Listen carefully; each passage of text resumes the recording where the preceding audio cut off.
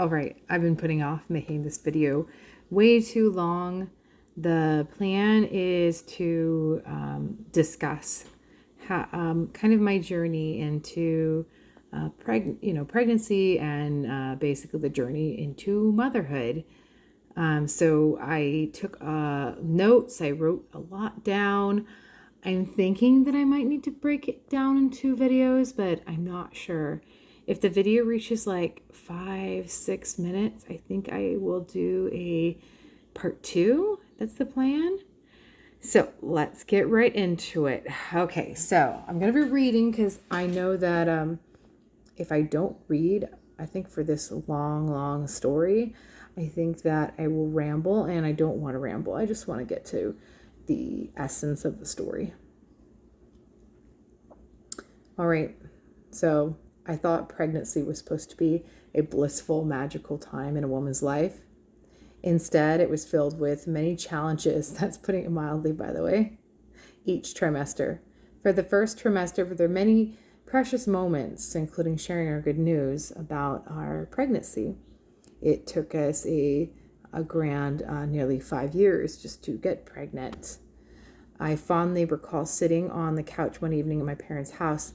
So the goal was to keep the pregnancy a secret until I was approaching my 10th or 13th week of pregnancy. I was sitting on a hornet's nest, basically. I desperately wanted to tell. So that evening I couldn't help but drop a vague hint about being nauseous. So I wasn't a subtle cat at all.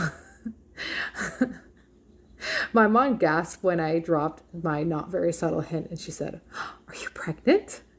She asked, and I nodded. Happy tears were brimming in my eyes. I can see my dad sitting in his recliner with a pleased, gentle smile on his face.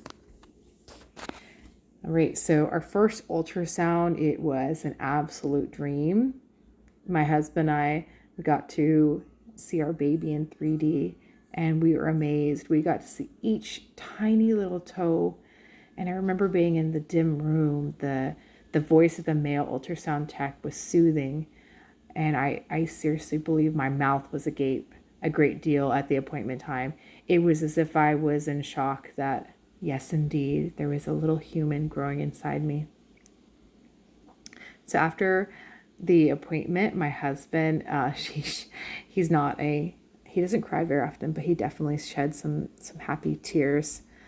I was on cloud 9 as we left San Diego, and like a sweetie pie, my spouse, he grabbed me some of this delicious orzo salad that they make at Sprouts. Oh, it was just wonderful. I'd been craving it so long.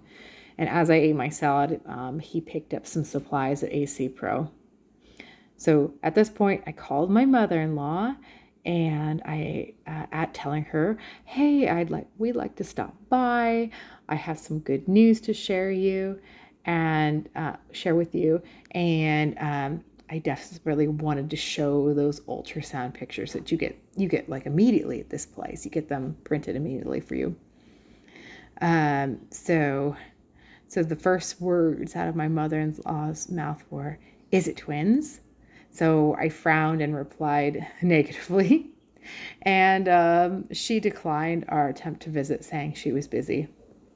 But despite the rebuff, I had it to my parents with the ultrasound pic, showing them off proudly. I do believe I was absolutely glowing. Little did I know these precious memories of the first trimester were something I would need to cling to tightly. Okay, so when trying to guess your baby's gender, there are many old wives' tales. One involves craving salty or sour or sweet foods. Sour and salty, it's a boy, sweet girl. Initially, so I craved sour foods.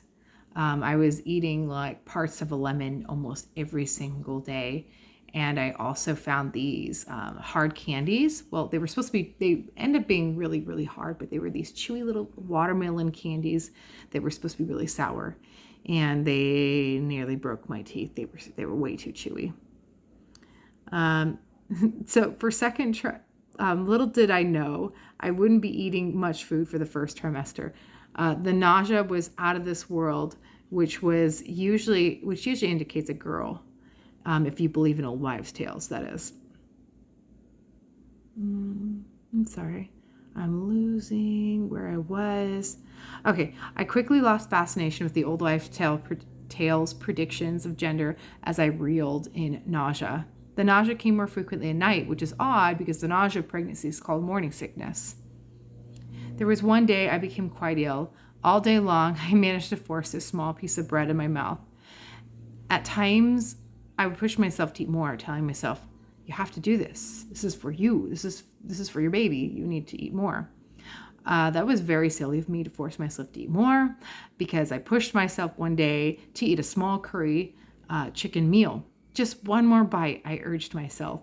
That one more bite ended up with the whole meal landing on our deck outside. I've never eaten that chicken curry meal again, or Annie's organic SpaghettiOs for that matter since.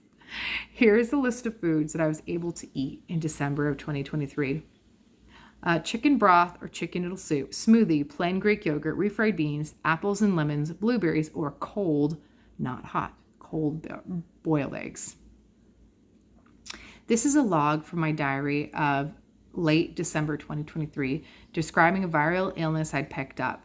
I've been so sick for 4 days now. On Tuesday, my body ached constantly, 7 out of 10 pain in my back, knees, etc. My head and neck ached so badly. I was chilled. It was 24 hours of torture. All right, let's wrap up here and we'll go into the second trimester.